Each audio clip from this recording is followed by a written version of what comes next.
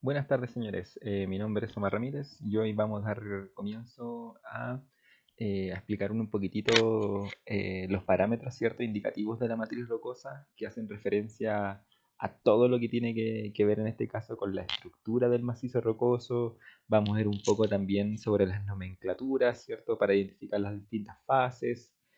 Vamos a hablar de la porosidad, del índice de huecos también, que son cositas bien interesantes, del grado de saturación, de la humedad, el peso específico y quizás algunos ejercicios también bien interesantes que puedan surgir durante el camino. Todo esto, amigos míos, ¿cierto? Para la preparación de las pruebas, ¿cierto? De diagnóstico en este caso que se hace de geomecánica año a año para que saquen una buena calificación, por así decirlo. Así que esperemos que podamos abordar la mayor cantidad de indicadores con respecto a esa prueba, señores. Así que vamos a comenzar. Bueno, y aquí hay una guía de ejercicios de geomecánica que había dejado planteado en este caso para la asignatura, que tiene que ver, bueno, vamos a ver, dice, con respecto a las propiedades índice de suelo, ¿cierto? Realice un diagrama trifásico explicando la importancia de este, ¿cierto? Tratando de hacerlo lo más técnicamente posible. Por otro lado, dice, exprese la porosidad n, ¿cierto? Simbolizado por esa letra, en función del índice de huecos E. La 3 dice, ¿qué es el grado de saturación S? ¿Cierto? Que también, bueno, no confundirlo con el grado de sustentabilidad, que también lo ven en la asignatura de estabilidad del macizo rocoso. ¿Cuál es la diferencia entre el grado de saturación S y la humedad o el porcentaje de humedad? Eh, el número 5 dice, a continuación se pide que exprese el peso específico seco, ¿cierto? En función del peso específico de la fase sólida y el índice de huecos E. Como número 6 tenemos encontrar la expresión para el peso específico aparente en función del peso específico de la fase sólida, de la porosidad n y el grado de saturación. Realice la siguiente deducción en base al peso específico, donde h es la humedad, y ahí se les plantea una ecuación. Ya acá generalmente en este tipo de unidades casi siempre los ejercicios o los planteamientos, los problemas que puedan surgir siempre hacen mucha relevancia a todo lo que tiene que ver con el álgebra, ¿ya? Y dice, número 8. Un macizo rocoso masivo seco, ojo con la palabra que dice ahí, horizontal y de 30 metros de potencia, presenta un peso específico aparente de 28 kilonewton partido por metro cúbico. ¿Ya? Eh, Aquí no se asusten, generalmente cuando la... Bueno, y también lo hemos conversado en clase, que cuando la densidad aparece con esa unidad de medida, ¿cierto? Que es kilonewton partido por metro cúbico, uno simplemente hace la transformación a gramos por centímetro cúbico o a toneladas por metro cúbico, ¿ya? Y tenemos una porosidad más o menos del 2%, que tiene que ver con la cantidad de poros también.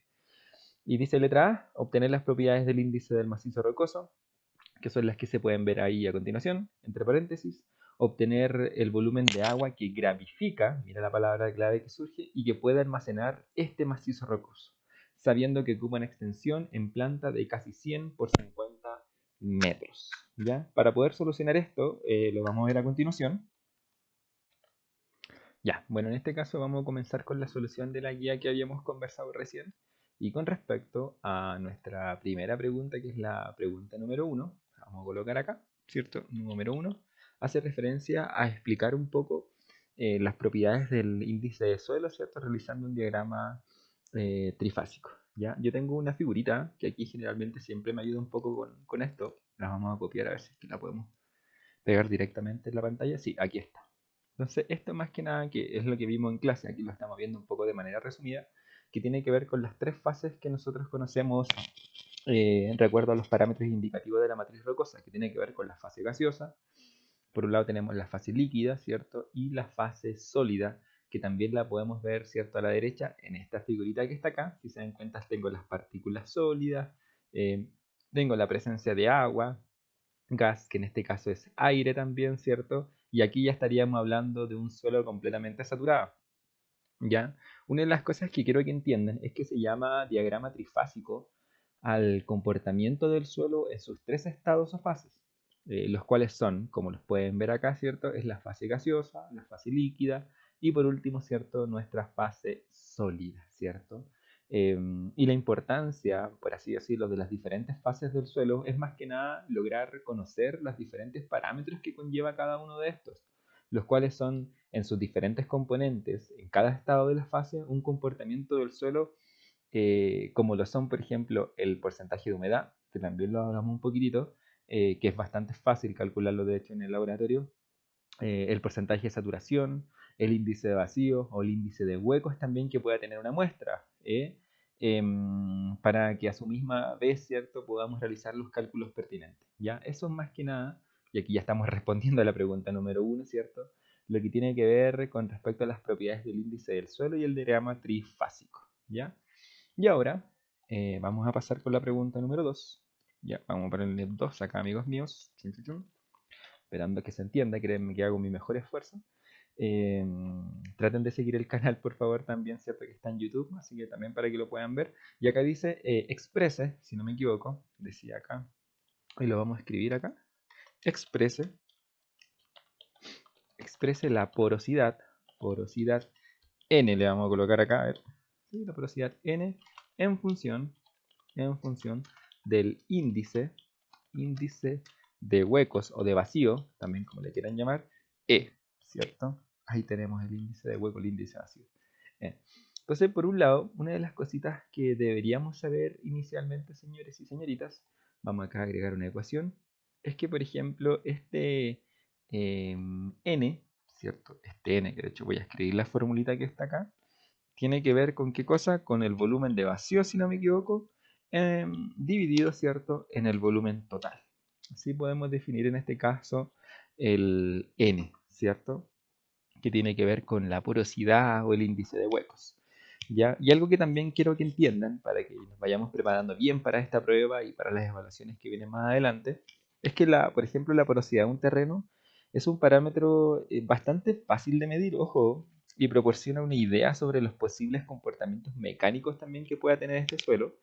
La porosidad total N también es llamada, ¿cierto? Es la relación, como ustedes pueden ver acá, entre el volumen de vacío, ¿cierto?, y el volumen, ¿cierto?, de huecos que existe de la muestra rocosa, ¿cierto? Este volumen total, ¿cierto? Un volumen de vacío y un volumen total, ¿ya? Este valor que ustedes van a obtener se mide en porcentajes, por lo tanto igual lo deberíamos multiplicar por 100, ¿ya? Así que ojo con eso, ¿ya? Y por último, más que nada, como para ir complementando, es que la porosidad representa el índice de la calidad de la roca y tiene los valores más bajos generalmente en los suelos, ¿ya? Teóricamente toma valores entre 0 y 1, ¿ya? Ahí va el 0 y 100%. Si bien nunca se encuentran en la naturaleza, perdón, rocas con estos valores tan extremos, así como 0 y 1, ¿cierto? O 100 y 0, las rocas sedimentarias, mira, y esto es bastante clave, pueden alcanzar una porosidad incluso superior al 15%, mientras que las rocas ígneas, ¿cierto? Y de manera especial también las rocas metamórficas, si lo queremos decir así, ¿cierto?, presentan valores significativamente menores con respecto de hecho, del orden de más o menos del 1%, ¿ya? Y algo que también quiero que tengan claro, sobre todo, por ejemplo, ahora que estamos trabajando con los alumnos de tesis, es que cuanto menor, por así decirlo, sea SN, ¿cierto?, esta porosidad, y al igual que el resto de los parámetros, mayor será, ¿cierto?, el peso específico de la roca, ¿cierto? Mientras menor sea la porosidad, ¿cierto? Y ya igual del resto de los parámetros, mayor será el peso específico de la roca. Y claro, pues mientras menor cantidad de poros tenga, va a ser mucho más densa también la muestra, ¿ya? Mejorando claramente, ¿qué cosa? Las propiedades mecánicas que va a tener la muestra, ¿ya? Y el índice de huecos, que también voy a hablar de él, ¿cierto? Es un parámetro bastante similar a la porosidad, ¿ya? Y en este caso, el índice de huecos, amigos míos, se define de la siguiente manera. Lo vamos a escribir acá. Vamos a ver si es que podemos escribirlo. Y vamos a colocar acá que el E, ¿cierto?, también llamado índice de huecos, índice de vacíos, si no me equivoco, es el volumen de vacíos dividido en el volumen de la fase sólida. Entonces esas son las dos cositas que deberíamos tener en un primer momento, ¿ya? Y aquí podemos empezar a hacer algún tipo de deducción, que es lo que se nos está pidiendo ahora. Entonces, como nos dice, exprese la porosidad N en función del índice de huecos E. Lo que deberíamos hacer nosotros es empezar a jugar un poquito. Entonces, para eso, nos vamos a ir acá a insertar. Vamos a insertar una ecuación, a ver si es que nos sale bien esto que está acá. Y bueno, todas las clases yo las estoy haciendo con Excel ahora, casi... De hecho, si se dan cuenta, todos los videos los hago de esta manera. Es muy poco el lápiz y el papel que utilizo. Así que ahí también ustedes háganme la retroalimentación correspondiente. Pero quiero que entiendan que el N, ¿cierto? Que dijimos que era el volumen de vacío partido por el volumen total, ¿ya? Va a ser igual. Y aquí, o lo que podemos hacer al tiro, aquí le vamos a colocar un implica, ¿cierto? Un implica, o lo que vamos a hacer al tiro un arreglo trigonométrico. Miren lo que vamos a hacer. Tanto arriba como abajo vamos a multiplicar, ¿cierto? Aquí le voy a poner un por 1 partido por un volumen de sólido. Estamos haciendo un simple arreglo matemático, ¿cierto? Algebraico, más bien dicho, ¿ya? Y fíjense, tanto en el numerador como en el denominador estoy multiplicando por 1 partido por el volumen de sólido. Y claro, y esto en realidad no afecta a la ecuación porque ¿esto cuánto vale? Si yo divido esto, esto vale 1. Entonces no estoy afectando a la ecuación. Eso quiero que más o menos entiendan. Entonces si yo hago esa multiplicación, haciendo esa multiplicación, si soy bastante ordenadito con esto, lo más probable, bueno, aquí me falta un paréntesis, creo que lo coloqué muy abajo, ahí sí, ¿ya? Entonces si yo resuelvo esto que está acá, lo más probable es que me diga que el volumen de vacío multiplicado por 1 me da el volumen de vacío y nos quedaría dividido en qué cosa, en el volumen de sólido. Entonces nos va a quedar volumen de vacío dividido en el volumen de sólido. ¿Cierto? Arriba nos queda eso. Y todo eso, ¿dividido en qué cosa? Lo mismo. Abajo se multiplica, me va a quedar volumen total, dividido, ¿cierto?, en el volumen de sólido. Eso es lo que inicialmente me va a quedar. ¿Ya? Entonces eso ya empezamos a jugar un poco con la trigonometría. Pero también entender, y mira, y esto es súper interesante, que quizás abajo aquí se me va a complicar un poco el problema. Entonces, quizás este volumen, ya partiendo un poco, y aquí, ojo con esto, lo voy a escribir acá, vamos a colocar no insertar, ¿cierto? Es que el volumen total, ¿cierto? Ese volumen, ese V, ¿cierto? Ese volumen total, es lo mismo que el volumen de la fase sólida más el volumen, ¿cierto? ¿De qué cosa? De vacío, ¿cierto?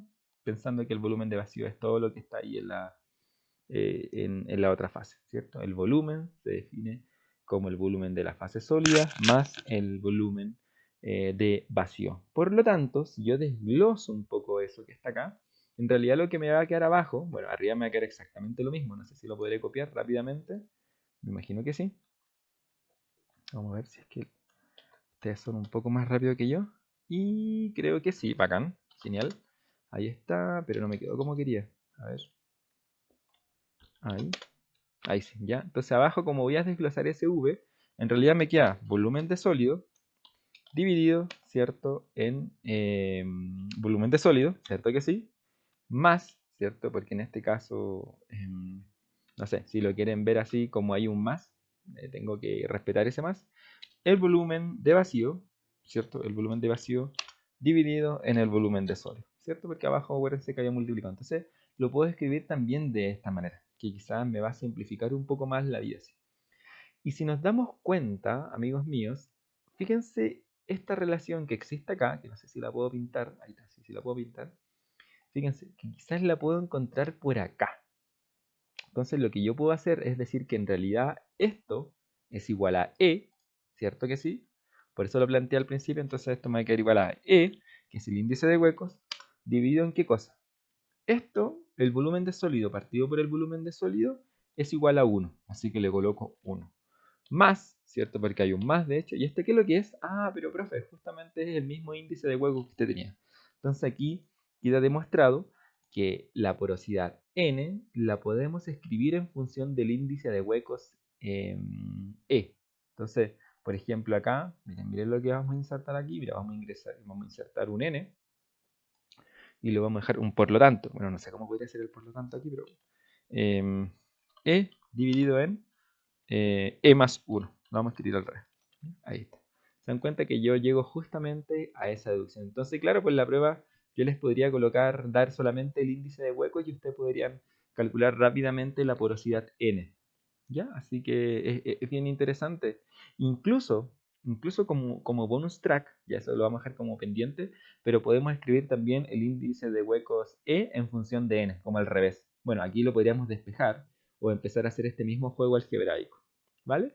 Que podríamos llegar a una solución bastante interesante, que la voy a soplar porque me interesa que aprendan y que les vaya bien también en las evaluaciones, pero si no me equivoco, esto nos quedaría algo así. Usted haga la demostración, a menos que alguien me la pida por el video, pero nos debería quedar algo así. 1 menos n, si no me equivoco. Más o menos deberíamos llegar a esta, y ustedes ahí en el chat me lo confirman. ¿Vale?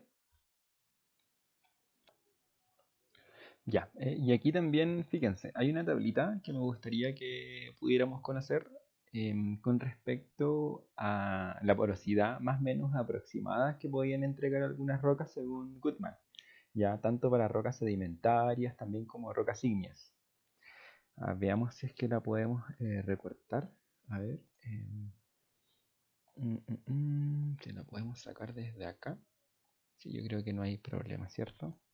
Es bien interesante, miren, esta tablita que la estoy mostrando a continuación, amigos míos, ya más que nada muestra algunos valores como orientativos, si los queremos decir así, con respecto a la porosidad para algunas rocas sedimentarias, si se dan cuenta rocas ígneas o también rocas metamórficas, ya tomando como referencia, ¿cierto?, los estudios realizados por Goodman, de hecho ahí aparece su nombre, y dice se han agrupado las rocas en función de su génesis, de modo que puede observarse más nítidamente que las rocas sedimentarias, que son las que están aquí, ¿cierto? Presentan valores relativamente altos de porosidad, que es lo que conversamos también un poco al principio, mientras que las rocas metamórficas se caracterizan por porosidades muy pequeñas. Y estas circunstancias, si lo queremos entender, es la razón por que la circulación de agua a través de la porosidad interconectada es muy baja, ¿cierto? En las rocas metamórficas, ¿ya? Y también podemos, más o menos son valores orientativos, como lo dije en un principio, de los distintos tipos de rocas que podríamos encontrar, con una subclasificación también, quizás también para que puedan más o menos reconocer ciertos valores o rangos de valores que ustedes puedan calcular dentro del laboratorio, ¿cierto? Amigos míos. Ya, y acá más abajito ya resolvimos la pregunta 2 y la pregunta 3 creo que nos hacía referencia a qué es, ¿cierto? ¿Qué es el grado de saturación, ¿cierto? El grado de saturación S, ¿cierto? ¿Qué es lo que es el grado de saturación? Bueno, ahí lo vamos a colocar entre comillas, ¿cierto? S.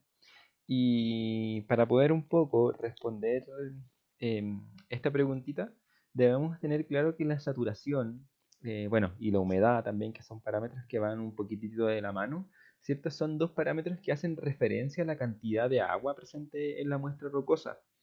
El grado de saturación indica el volumen de agua existente en los poros, referido al volumen de poros totales, lo cual, ¿cierto?, lo podemos traducir como el porcentaje de agua existente.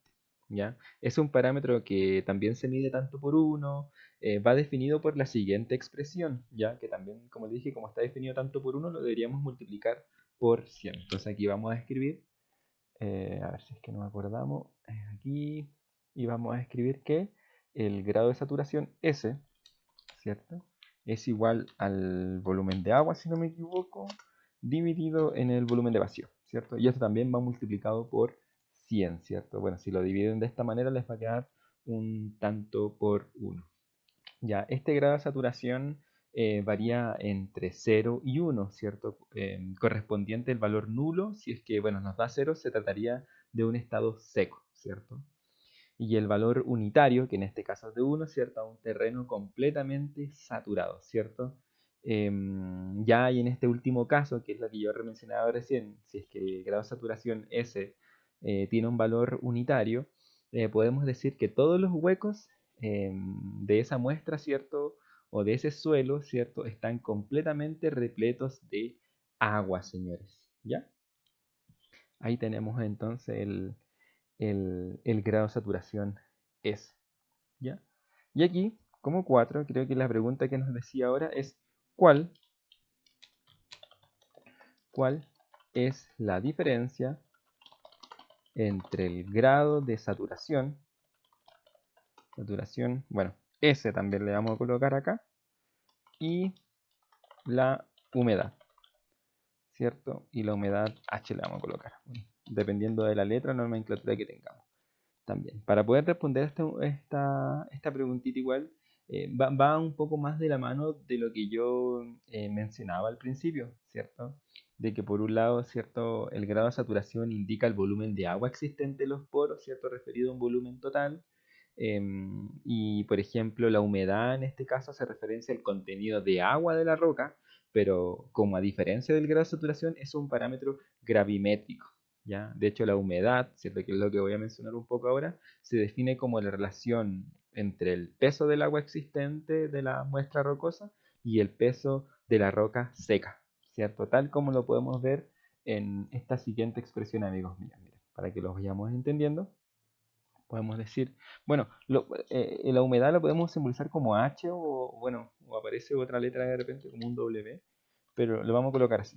Es la relación del peso del agua dividido, ¿cierto?, en peso de la muestra seca. Y también va multiplicado por 100. Ya cuando la roca se encuentra seca, toma un valor nulo, aumentando dicho parámetro a medida que aumenta su contenido de agua. Claro, pues, obvio, pues, si el porcentaje es nulo o cero, significa que la muestra está seca y a medida que va pasando el tiempo, si ese valor va creciendo, significa que va aumentando también su contenido de agua, ¿cierto? Eso se mide tanto, se debe multiplicar por 100 también como lo mencioné anteriormente. ¿Ya?